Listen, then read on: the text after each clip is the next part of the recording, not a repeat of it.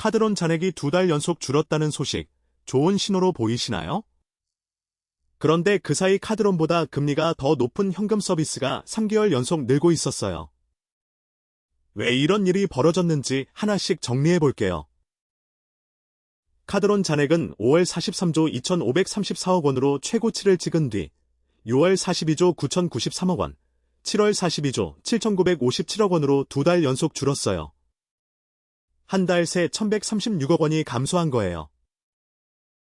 현금 서비스 잔액은 5월 6조 5,038억 원에서 6월 6조 7,842억 원, 7월 7조 251억 원으로 3개월 연속 증가했어요.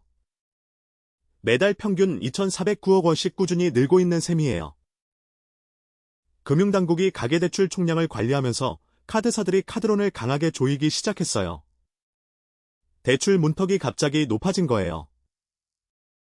급전이 필요한 사람들은 사라지지 않았고, 이 수요가 현금 서비스나 대환대출, 리볼빙 같은 더 비싼 상품으로 옮겨간 거예요. 대출 규제가 오히려 풍선 효과를 만든 셈이에요.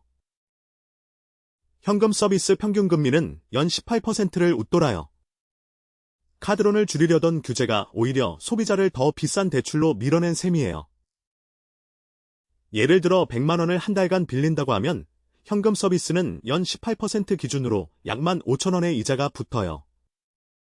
같은 조건이라도 카드론 평균 금리가 더 낮다면 그 차이만큼 매달 이자 부담이 달라지는 거예요.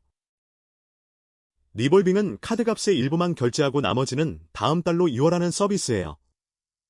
편해 보이지만 이월된 금액의 높은 이자가 계속 붙는 구조라 자칫하면 빚이 눈덩이처럼 불어날 수 있어요. 대환대출은 기존 대출을 갚기 위해 새로 대출을 받는 방식이에요.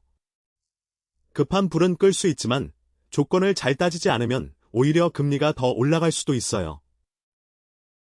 현금 서비스나 리볼빙을 자주 이용하면 신용평가사가 이를 위험 신호로 볼 수 있어요.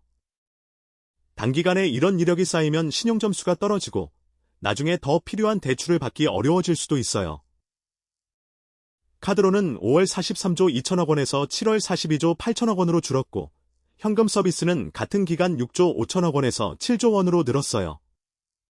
현금 서비스 평균 금리는 연 18%대로 카드론보다 훨씬 높아요. 현금 서비스는 카드론보다 금리가 높고 상환 기간도 짧은 경우가 많아요.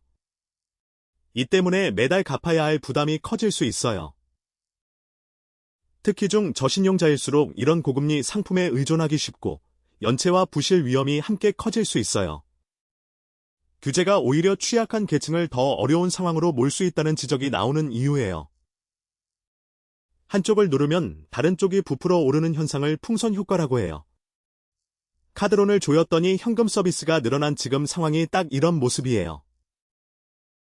대출 규제가 강해질 때마다 다른 형태의 대출로 수요가 옮겨가는 현상은 계속 반복돼 왔어요.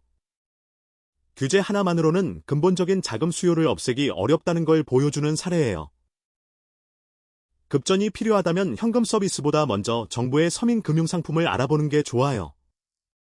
신용도에 따라 금리가 훨씬 낮은 상품을 이용할 수 있는 경우가 많아요. 햇살론이나 세이망월시처럼 저신용자를 위한 정책 서민 금융 상품들이 있어요. 일반 현금 서비스보다 금리가 훨씬 낮은 경우가 많으니 급전이 필요할 때 먼저 자격 조건을 확인해 보는 게 좋아요. 대출이 급하다고 첫 번째로 나온 상품을 바로 선택하기보다 여러 금융사의 금리와 상환 조건을 비교해보는 습관이 필요해요. 몇 퍼센트 포인트 차이가 만기까지 갔을 때는 꽤 큰 금액으로 돌아올 수 있어요. 매달 최소 결제 금액만 내다보면 원금이 줄지 않고 이자만 계속 쌓이는 경우가 많아요.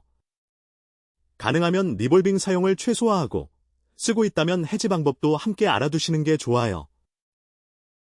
카드론과 현금 서비스는 전체 가계부채에서 일부일 뿐이지만 이렇게 대출의 질이 나빠지는 흐름은 가계부채 전체의 위험 신호로 해석될 수 있어요. 금융당국이 앞으로 이 부분을 어떻게 관리할지도 지켜볼 필요가 있어요. 가계대출 총량 관리가 계속되는 한 이런 풍선 효과는 당분간 이어질 가능성이 커요. 관련 통계와 정책 변화를 계속 지켜보는 게 좋아요. 카드론은 2달 연속 줄었지만 그보다 금리가 높은 현금 서비스는 3개월 연속 늘었어요. 대출 규제의 풍선 효과로 소비자가 오히려 더 비싼 빚을 지게 될 수 있다는 게 핵심이에요.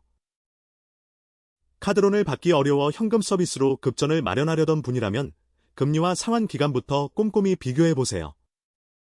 가능하면 정부의 서민금융상품이나 저금리, 대환대출 제도를 먼저 알아보시는 게 좋아요. 공감과 댓글, 구독 부탁드려요.